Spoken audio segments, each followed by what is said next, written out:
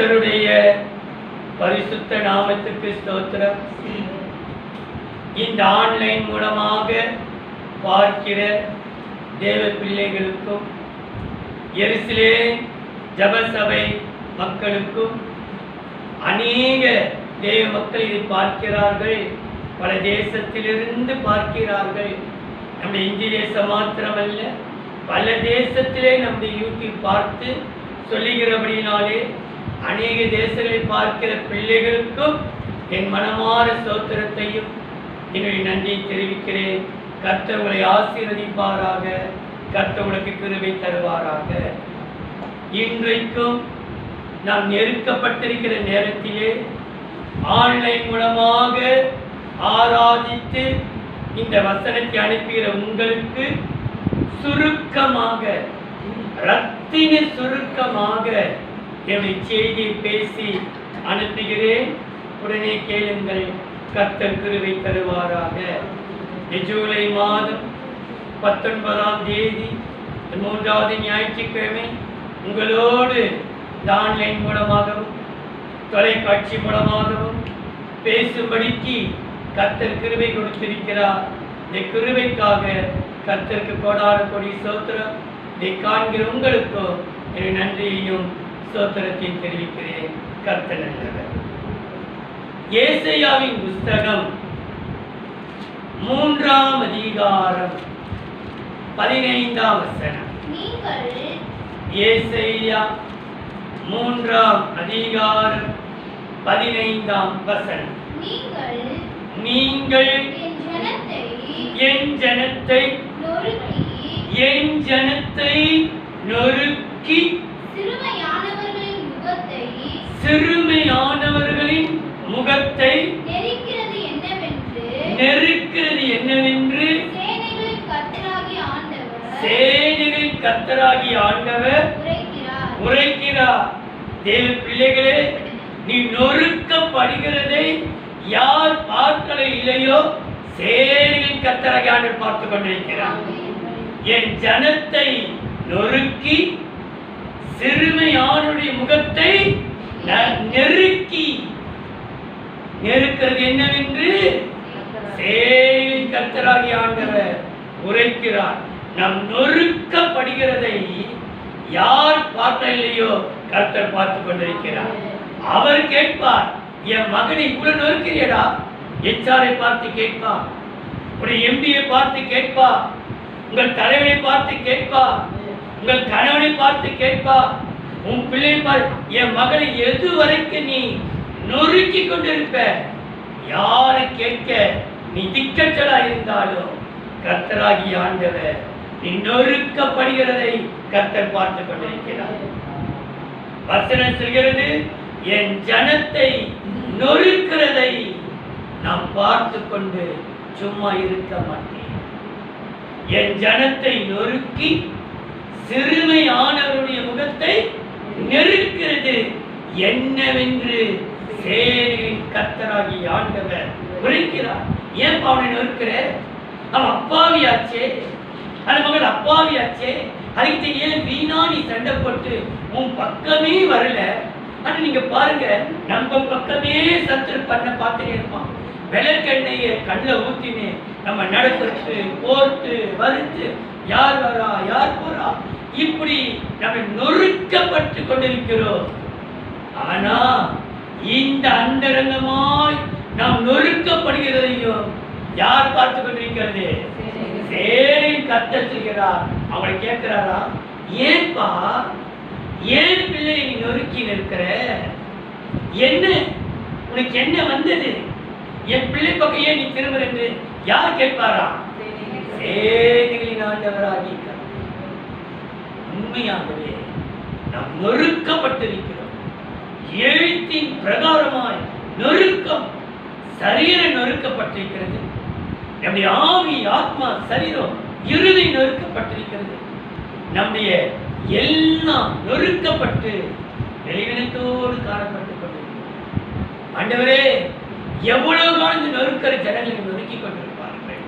ஆண்டவருடைய வார்த்தை அறிவித்து பாருங்கள்.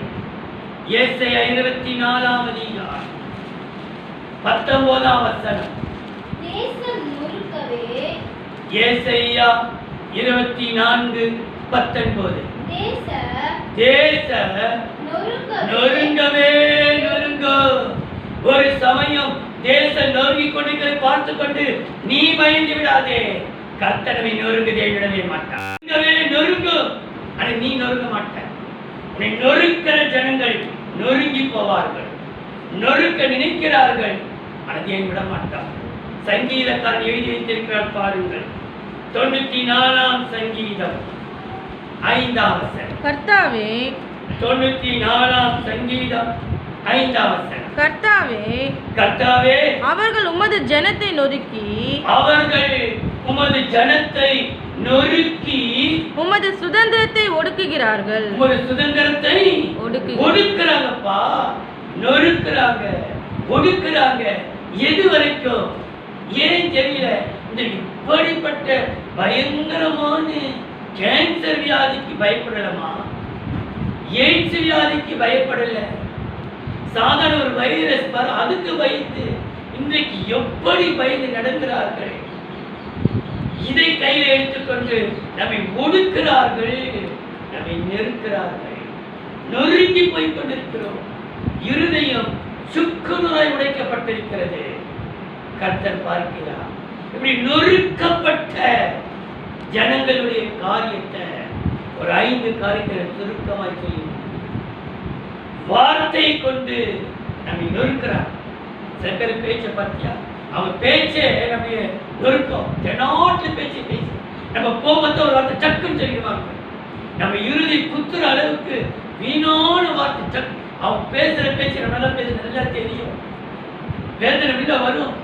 அவன் நம்ம அப்படி போகும்போது நம்ம குத்துறமை ஒரு பேச்சு. ஆனா தேவ பிள்ளையே, நீ உன்னை பத்தி பேசுற பேச்சு கர்த்தர் கவனித்து கேட்டுக்கொண்டிருக்கிறா. நீ மறந்து விடாதே. உன் ஹவுஸ் ஓனர் பேசட்டும், உன் குடுத்தனக்கார் பேசட்டும், உன் எஜமான் பேசட்டும், உன் வேலைக்காரி பேசட்டும், உன் சொந்த குடும்பம் பேசட்டும். உன்னை வார்த்தையினால நொறுக்கிறாங்களா? நொறுக்கட்டும். கர்த்தர் அவர் பார்த்து கொண்டிருக்கிறார். முதல் குறிப்பு யோபின் புஸ்தகம் 19ஆம் அதிகாரம் 2-3. நீங்கள் எந்த மட்டும் யோபு 19ஆம் அதிகாரம் 2-3. நீங்கள் எந்த மட்டும் என் ஆத்துமாவை வருத்தப்படுத்தி வார்த்தையினாலே எத்தனை காலம் பயண வார்த்தையினால் நொறுக்குவேன். இனம் ஜன எத்தனை நம்ம வார்த்தையாலே நொறுக்கி இப்பொழுது 10 தரம் என்னை நிந்தித்தீர்கள். எத்தனை முறையா? 10 முறை. ஒவ்வொரு நாள் அவர் எண்ணி வைக்கிறார் வார்த்தையினாலே. இதுக்கு சோறு இருக்குதாப்பா?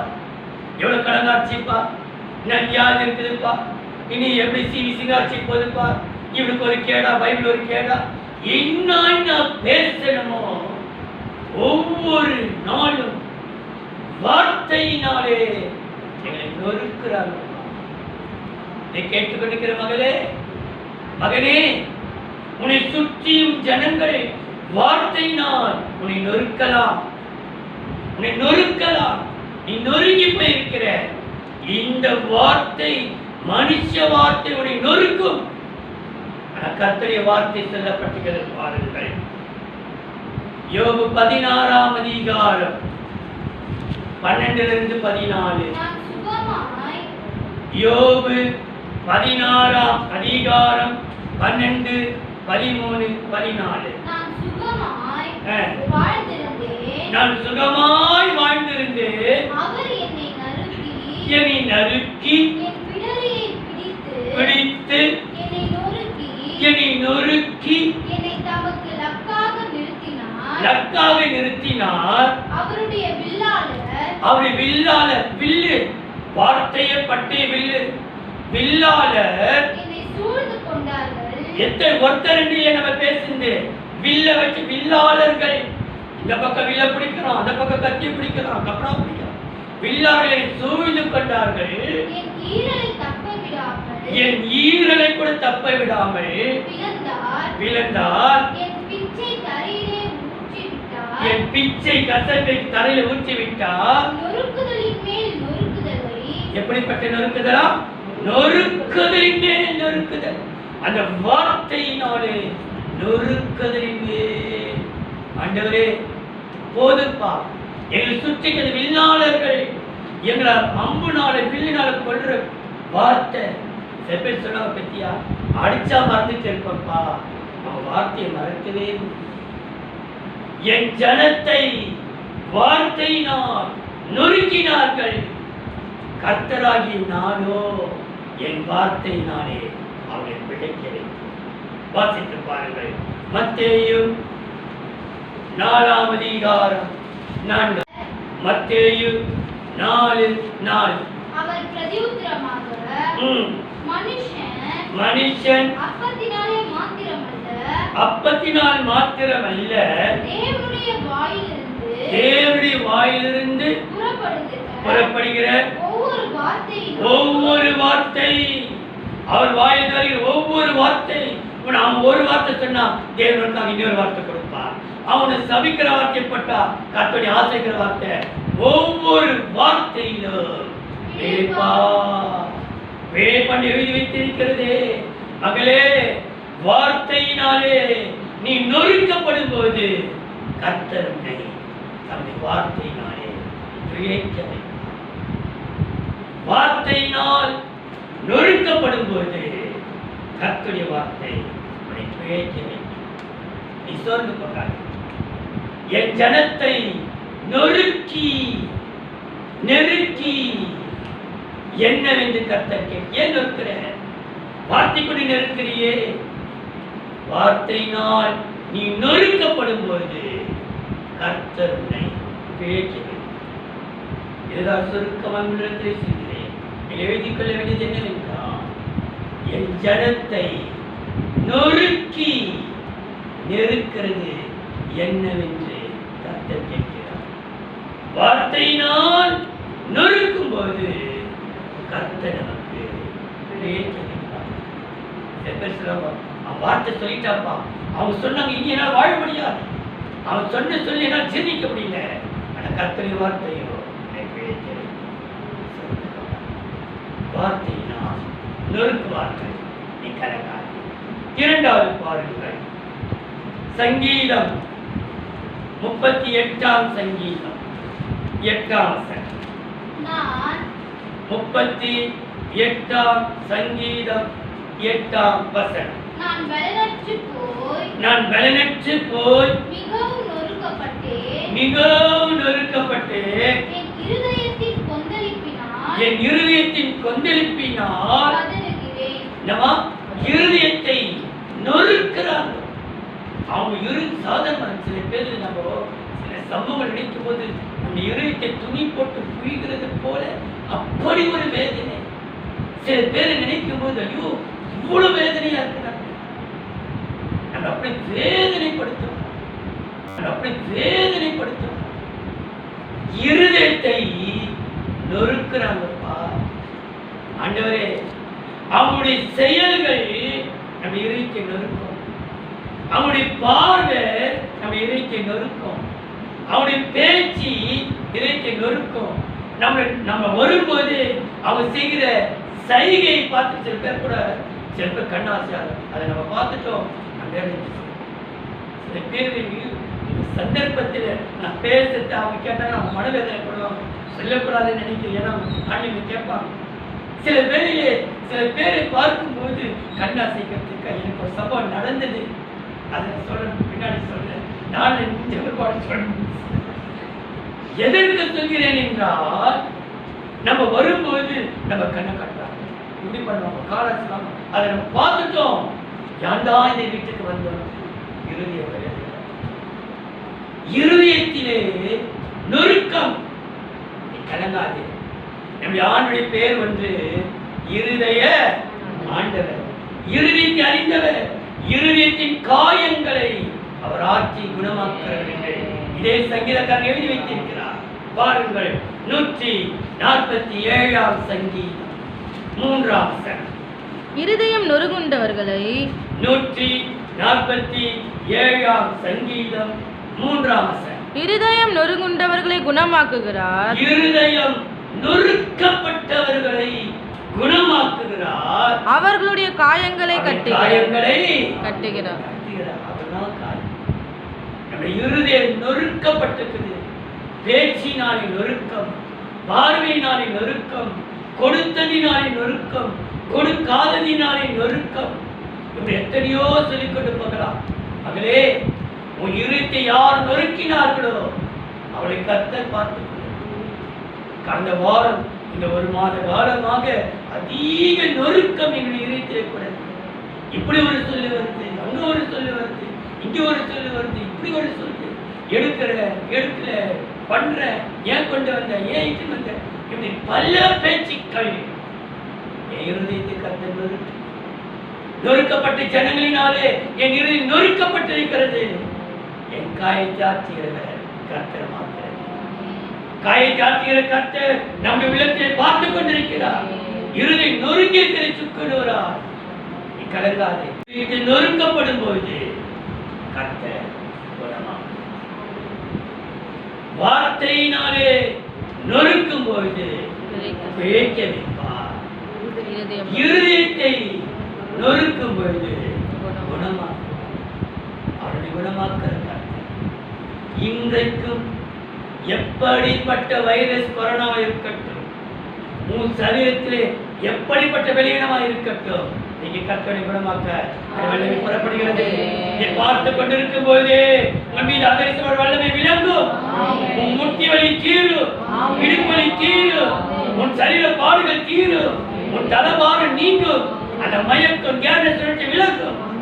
உன் சரீர பாடுகளை இன்றைக்கு கர்த்தர் இதை கேட்டுக்கொண்டிருக்கும் போதே ஒரு விசேஷித்த வல்லமை உன் சரீரத்தில் இறங்கும் போது நீ குணமாக்கப்படுவாய். ஏன் தெரியுமா? நீரிலே நீ நொறுக்கப்பட்டிருக்கிற, உன் குடும்பத்தால காயப்படுத்தப்பட்டிருக்கிற, உன் சொந்த பிள்ளையால காயப்படுத்தப்பட்டிருக்கிற, உன் சொந்த உறவுகளால காயப்படுத்தப்பட்டிருக்கிற, கணவன் மனைவியால காயப்படுத்தப்பட்டிருக்கிற, உன் காயத்தை ஆற்றுகிற இருதய ஆண்டவர் இருக்கிறார் என்கிறதை நீ மறந்துவிடாதே. இருதயம் நொறுக்கப்படும் போது கர்த்தர் குணமாக்க. மூன்றாவதா நீதிமொழிகள் 15ஆம் அதிகாரம் 4ஆம் வசனம். ஆரோக்கியமுள்ள நாவு ஜீவ விருட்சம், நாவின் மாறுபாடோ ஆவியை நொறுக்கும். எதை நொறுக்குமா? ஆவியை நொறுக்கும். நம்முடைய ஆவி நொறுக்கப்படுகிறது. ஆண்டவராகிய இயேசு கிறிஸ்து சொன்னார், மாம்சமோ பலவீனம் உள்ளது, ஆவியோ உற்சாகம் உள்ளது.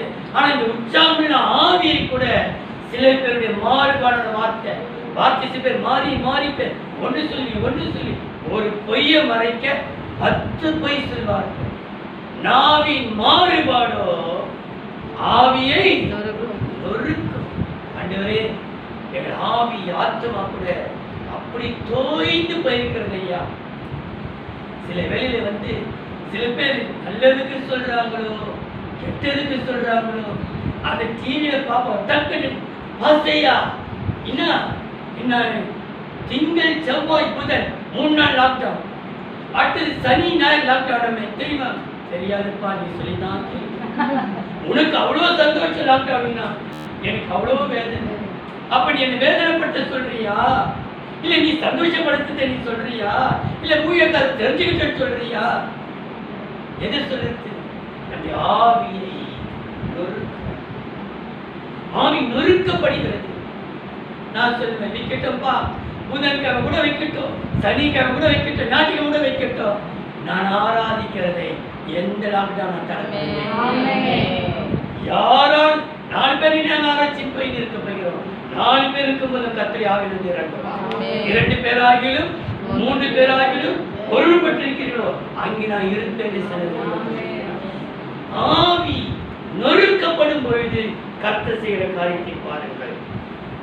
ஏசாயா 66ஆம் அதிகாரம் 2ஆம் வசனம் 5ஆம். ஏசாயா 66ஆம் அதிகாரம் 2:5. என்னுடைய கரம் இவைகளெல்லாம் சிருஷ்டித்ததினால் கர்த்தர் சொல்லுகிறார். கர்த்தர் சொல்லுகிறார். ஆனாலும் சிறுமைப்பட்டு ஆவியிலே நொறுக்கப்பட்டு, யாரெல்லாம் ஆவியிலே நொறுக்கப்பட்டு இருக்கிறார்களோ, நொறுங்குண்டு என் வசனத்துக்கு நடுங்குறவனையே நோக்கி பார்ப்பேன். 5ஆம் வசனம். வசனத்துக்கு நடுங்குறவர்களே வார்த்தையை கேளுங்கள். கவனிங்கள், என் நாமத்தின் நிமித்தம் உங்களை என்ன செய்வார்களா? உங்கள் வசனத்தை கை கொள்கிறவர்களை பகைத்து உங்களை என்ன செய்யறாங்க? அப்புறப்படுத்துகிறவர்களே. யாரு அப்புறப்படுத்தினாங்க? சகோதரர், விசுவாச சகோதரர், ஊழியக்கார சகோதரர், ஊழியக்காரி சகோதரி, உன் கூட பிறந்த சகோதரி உன்னை அப்புறப்படுத்தி, உன் சகோதரனை அப்புறப்படுத்துறா வேண்டாம். நீ போயிடு. நீ இருந்தா எனக்கு நோய் வந்துடும், நீ வந்தா எனக்கு வேதனை வந்துடும், நீ விலகிடு. உன்னை அப்புறப்படுத்துகிற சகோதரன்பா. யார் உன்னை அப்புறப்படுத்து? வெளியால் கூட கிட்ட நம்ம கொஞ்சம் தும்பனா போ, தூரம் போ, வீட்டு விட்டு அங்க போயிட்டு ஒரு 2 நாள் இருந்துட்டு வா, ஒரு வாரம் இருந்துட்டு வா. அப்புறப்படுத்துகிற யார்? சகோதரர், உன் சகோதரர், உன் சகோதரி, உன் அண்ணன், உன் அண்ணி, உன் குடும்பம் தான் உன்னை அப்புறப்படுத்துது. பயப்படாதே, சோர்ந்து பாராதே. அப்புறப்படுத்துகிற சகோதரர்கள் மத்தியிலே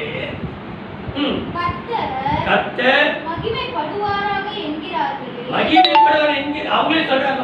கர்த்தர் நீ வெளியே பண்ணு ரொம்ப மகிமைப்பா, உன்னை ஒதுக்கி விட்டது ரொம்ப மகிமை. கர்த்தருக்கு மகிமை. கர்த்தர் தான் இதெல்லாம் தடை பண்ணி வச்சிருக்கிறார், கர்த்தர் தான் இதெல்லாம் செய்திருக்கிறார். அவங்களே அவங்களை திருப்திப்படுத்துகிறார்கள், சொல்லுகிறார்கள். உனக்கு அப்புறப்படுத்தப்பட்டிருக்கிறப்பா, நீ தனிமையிலே உன்னை தனிமைப்படுத்தியிருக்கிறார்களே, உன்னை அப்புறப்படுத்தி வைத்திருக்கிறார்களே.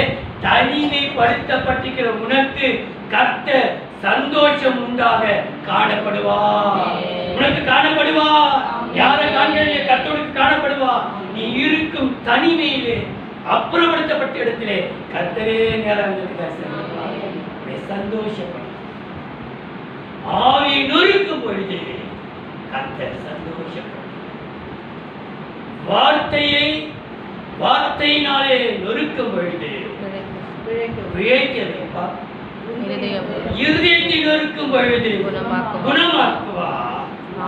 ஆவியை நொறுக்கும் பொழுது சந்தோஷப்படுத்துவார். இந்த கர்த்தர் நமக்கு இருக்கும்போது நாம ஏமா கவலைப்படணும்? அவர் பார்த்து கொண்டே இருக்கிறார். என் ஜனத்தை நொறுக்கி சிறுமையான நெருக்கிறது என்னவென்று சேனையின் கர்த்தராகிய ஆண்டவர் கேட்கிறார். 4ஆவதா எரேமியா 2ஆம் அதிகாரம் 16ஆம் வசனம். எரேமியா 2ஆம் அதிகாரம் 16ஆம் வசனம்.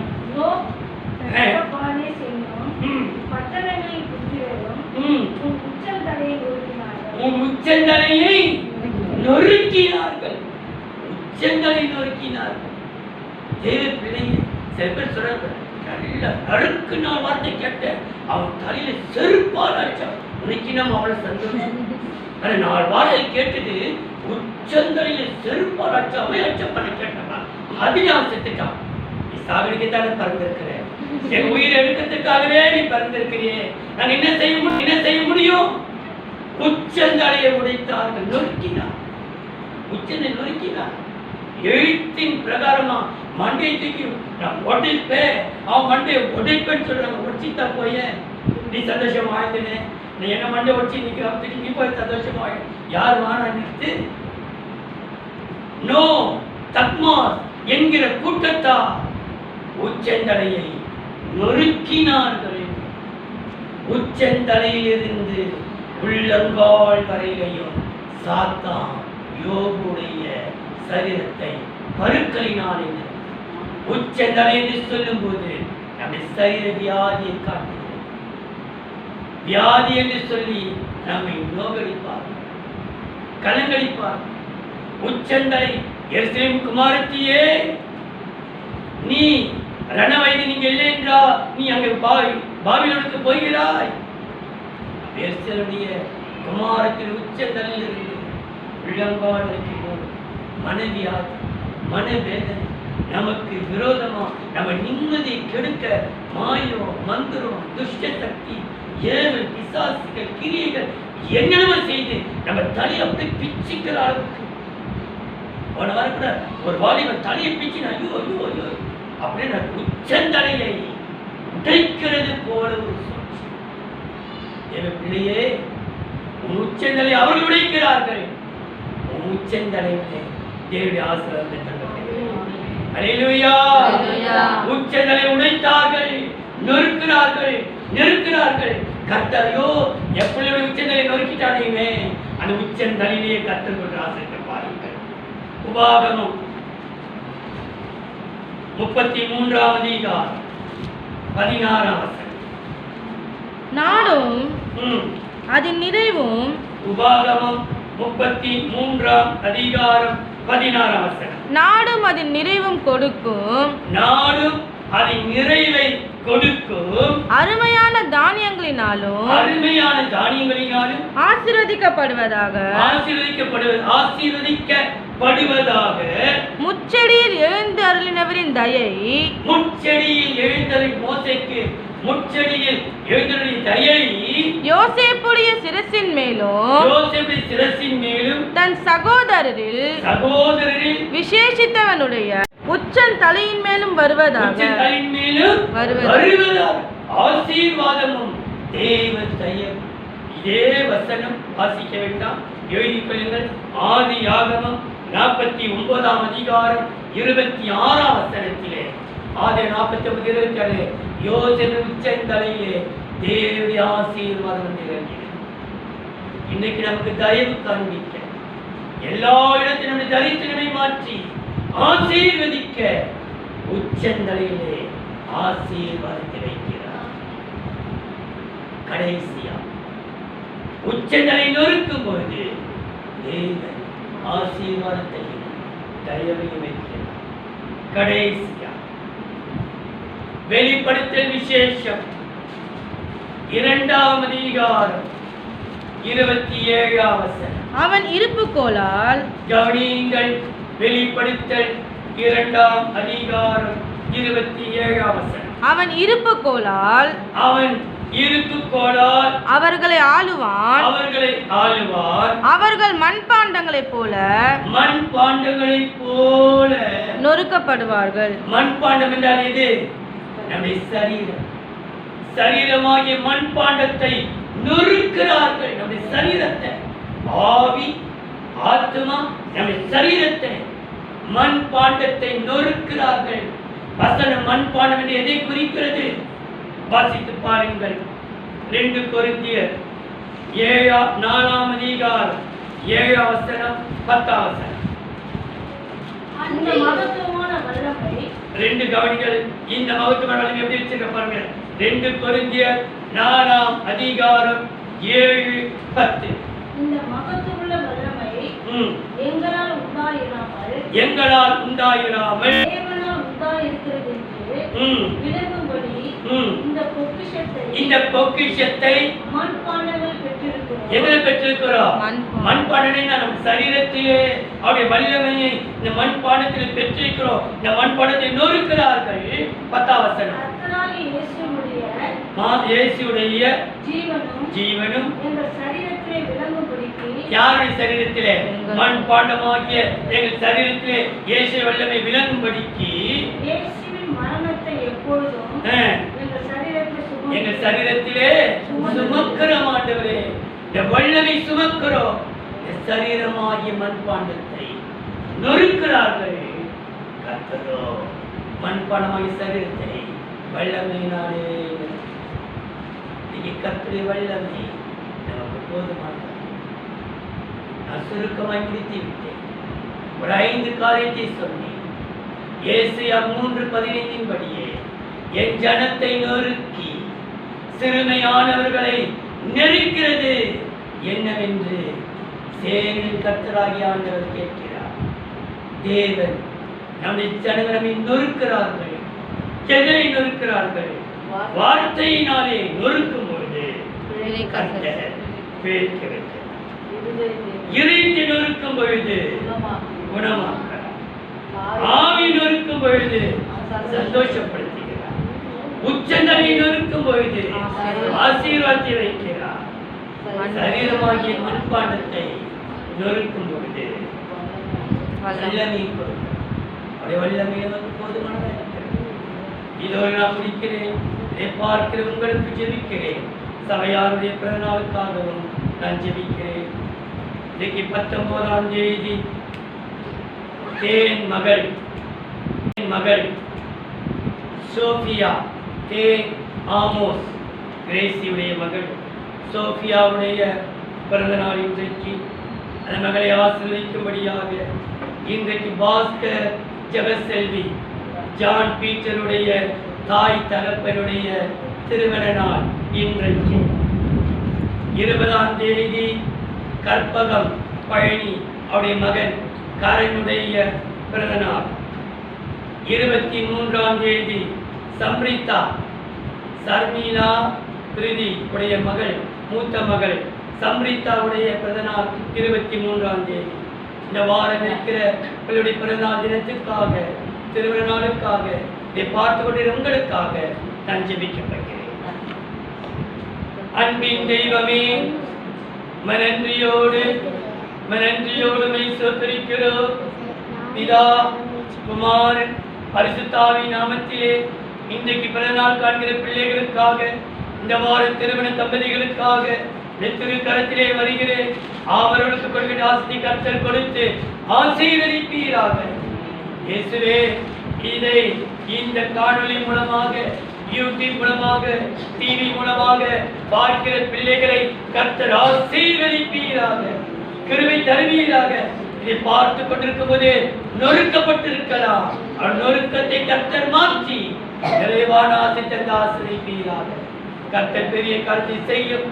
நாமத்தை மைப்படுத்திக் கொண்டு இயேசுவின் நாமத்தில் பிதாவே, ஆமென். ஸ்தோத்திரம். கர்த்தரை ஆசீர்வதிப்பார். கர்த்தரை